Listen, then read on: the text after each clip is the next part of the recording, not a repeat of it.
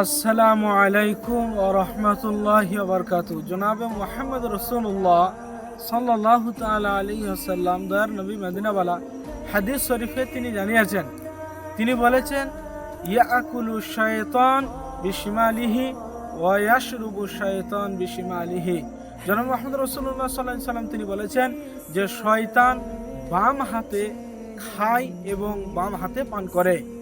আমার ওই সমস্ত যুবক ভাইদেরকে আমি বলতে চাই, যে সমস্ত যুবক ভাইরা রাস্তায় দাঁড়িয়ে বা কোনো গেস্ট, কোনো আত্মীয়র বাড়িতে গিয়ে এক হাতে বিস্কুট এবং এক হাতে চা যারা পান করে, আমি ওই সমস্ত যুবকদেরকে বলবো, ভাই, এটা কোনো মুমিন মুসলমানের কাজ হতে পারে না।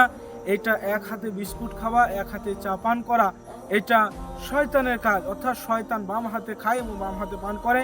আল্লাহ তাবারক তাআলা আমাদের সকলকে বাম হাতে খাওয়া এবং পান করা থেকে বেঁচে থাকা তৌফিক দান করুন, আমিন।